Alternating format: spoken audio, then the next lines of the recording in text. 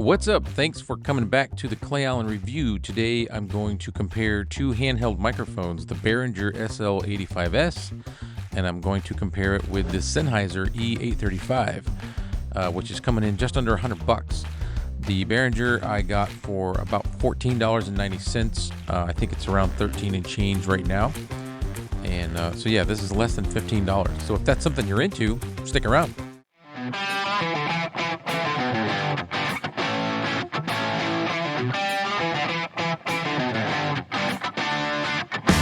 All right, so both of these handheld mics are dynamic. They're both built for using for like vocal use, live stage performances, and yes, they're also for budget-conscious audio geeks like myself.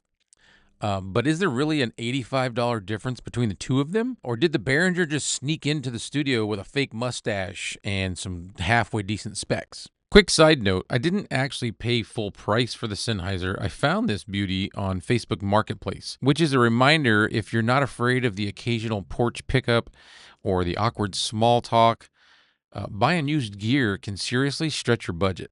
All right, so let's get to the fun stuff. I'll do some vocal tests. Same distance, same gain, same settings, no processing right now. We'll do that later in the video.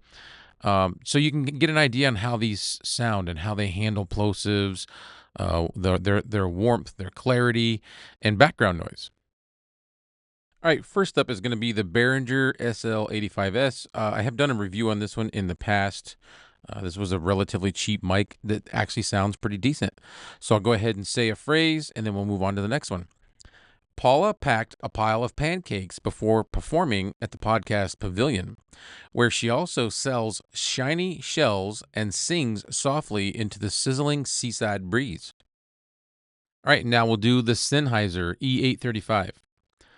Paula packed a pile of pancakes before performing at the podcast pavilion, where she also sells shiny shells and sings softly into the sizzling seaside breeze.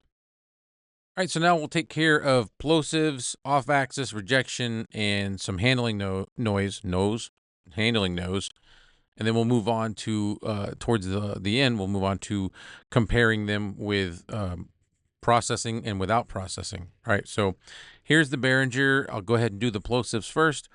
Peter Piper picked a pack of pickled peppers, and he puts pineapple on his pizza. There you go. Now for the Sennheiser.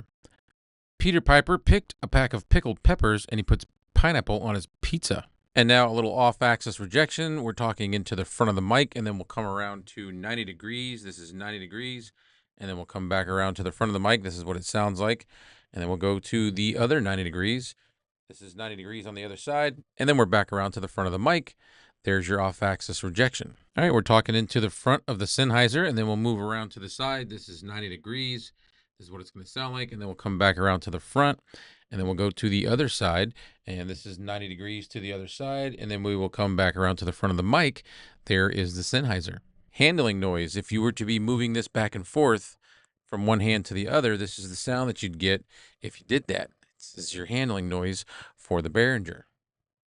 And this is the Sennheiser. This is the handling noise. I kind of did some off-axis there. This is the handling noise you'd get on the Sennheiser if you were to go back and forth from one hand to the other on the Sennheiser. This is what it's going to sound like. As promised, we're going to do with and without processing. This whole time we've been doing no processing, and this is what it sounds like. This is what it sounded like the whole video so far.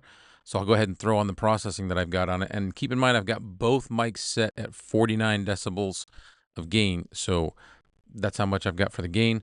Let me go ahead and turn on that processing. And here's the processing that I've got set up for the Behringer, actually for both of them. This is what that's going to sound like compared to what it sounded like before. All right, so this is processing. This is without processing. This is what the Behringer sounds like. And this is what it sounds like with processing. So we'll move on to the Sennheiser. All right, so this is the Sennheiser, no processing. That's how it's been the whole time so far. So this is what it sounds like with no processing. I'll go ahead and turn that processing on. And this is the processing on the Sennheiser E835. This is what it's going to sound like. So I'll go ahead and turn that back off real quick. This is without processing on the Sennheiser. And this is with processing on the Sennheiser. What do you guys think? I don't know. This one sounds pretty damn good. I like this one. And I only paid $45 for this. on Facebook Marketplace. So to me, that's a win. So I'm going to keep going with the processing on. And my first impressions, the Behringer doesn't sound bad at all. For a microphone that's under $15, it does pretty well. It's a little boxier, I think. Maybe not quite as much on the details, but it's usable, especially for somebody that's on a budget and you're just starting out. Less than $15, or even if it goes up, sometimes I've seen it up around $22. Even if you're paying $20, $25, it's not a bad microphone, right?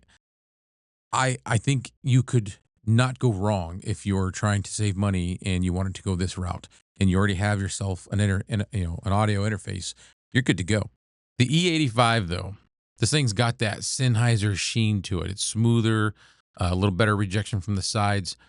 Both mics get the job done.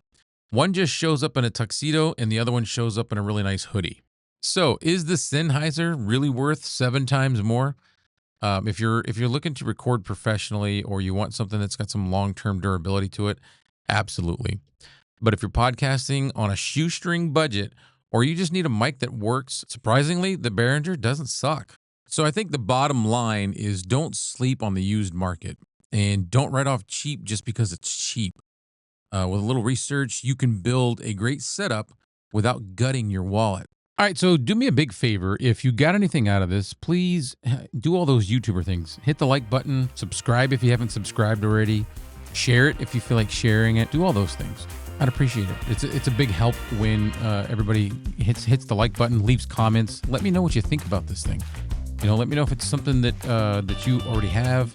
I've already done reviews on the Behringer.